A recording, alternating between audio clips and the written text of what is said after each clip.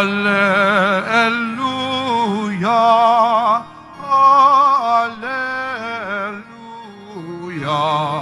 Alleluia, Alleluia.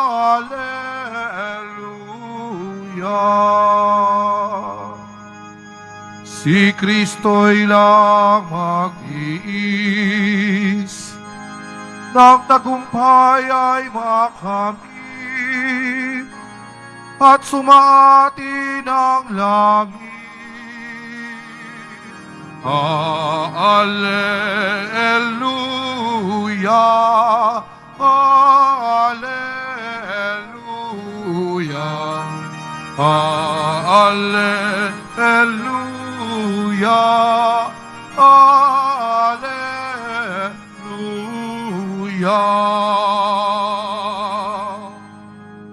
Sumainyo ang Panginoon. At sumayo rin. Ang mabuting balita ng Panginoon ayon kay San Juan. Papuri sa iyo, Panginoon.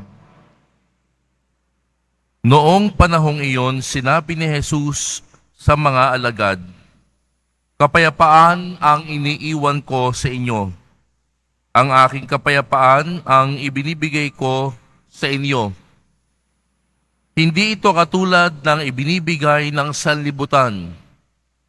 Huwag kayong mabalisa. Huwag kayong matakot. Sinabi ko na sa inyo, ako'y aalis.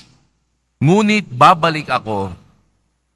Kung iniibig ninyo ako, ikinagagalak ninyo ang pagpunta ko sa Ama, sapagkat dakila ang Ama kaysa akin. Sinabi ko na ito sa inyo bago pa mangyari, upang kung mangyari na, kayo'y manalig sa akin. Hindi na ako pakahahaba ng pagsasalita sa inyo, sapagkat dumarating na ang pinuno ng sanlibutang ito. Wala siyang kapangyarihan sa akin, subalit dapat makilala ng sanlibutan na iniibig ko ang Ama, at ang ginagawa ko'y ang iniuutos niya sa akin." Ang mabuting balita ng Panginoon. Pinupuri ka namin, Panginoong Jesucristo. Magsipo muna lahat. Isang mapagpalang umaga po sa inyong lahat. Ating pasalamatan at papurihan si Jesus Nazareno.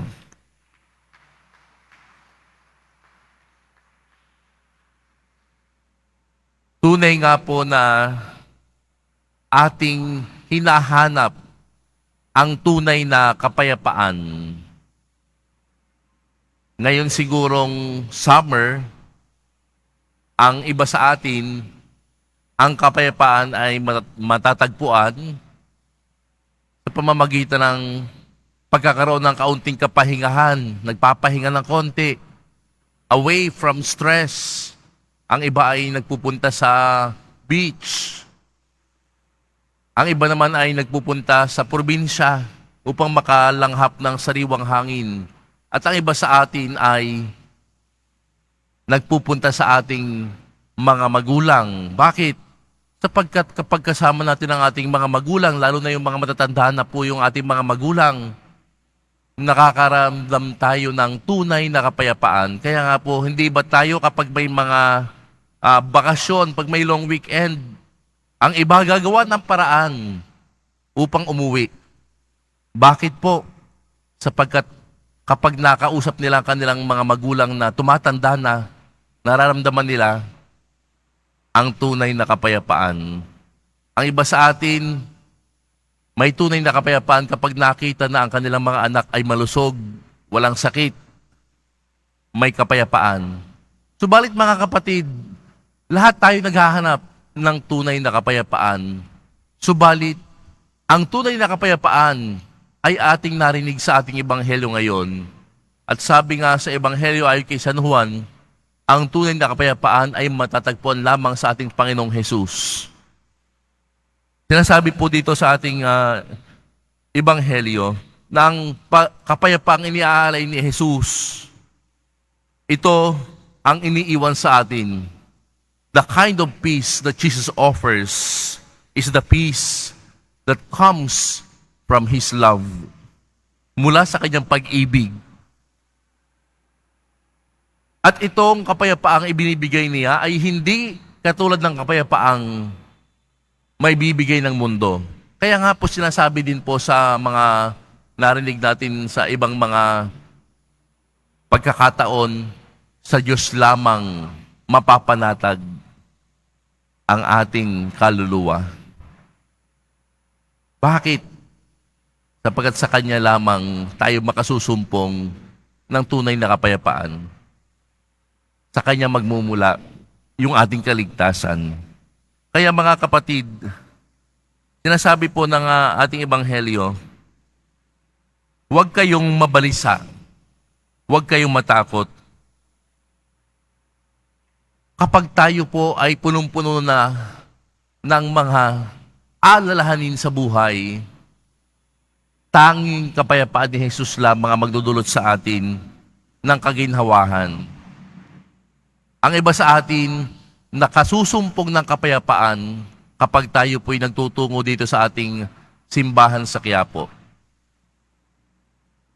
Kapag minsan problemado ka na, pupunta ka dito upang manalangin at magkaroon ng ugnayan sa Diyos, sa ating Panginoon. At pagkaraan ng ilang oras na iyong pagbibigay ng oras sa Panginoon, nararamdaman mo yung kapayapaan. Alam niyo mga kapatid, ang kapayapaan yan ay priceless, walang katumbas. At ang kapayapaang ito'y pinangako sa atin ng Panginoong Jesus. Kapayapaan na magmumula lamang sa pagkilala sa Kanya. Peace that comes from knowing Him. Kapayapaang nagmumula lamang sa pagtitiwala sa Kanya. Peace that comes from trusting in His promise. Hindi po ba't kapag may mga bagay na hindi nila natin kayang panghawakan, too much to handle, let us surrender.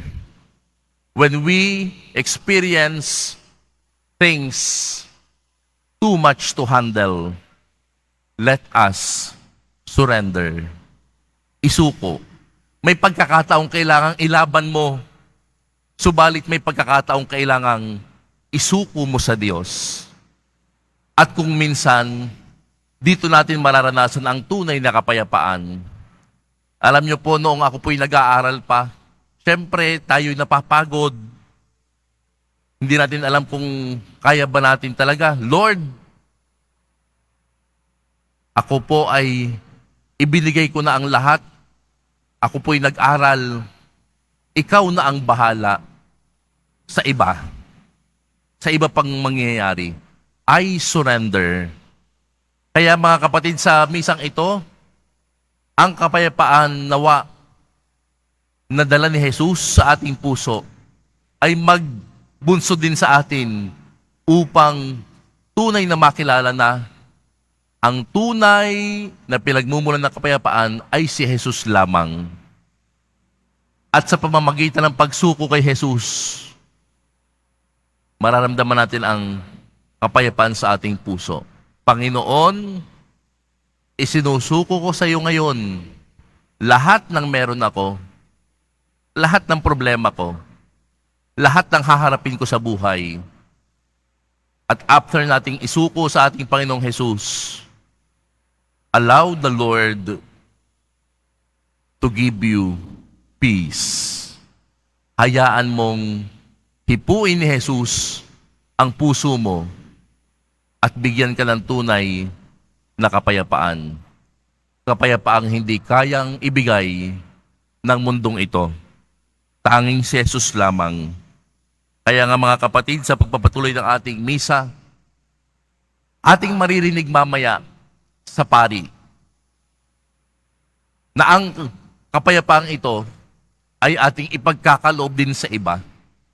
Ibibigay mo rin ang kapayapaang ito sa iba. Magbibigayan tayo ng kapayapaan sa isa't isa mamaya. Anong ibig sabihin nito?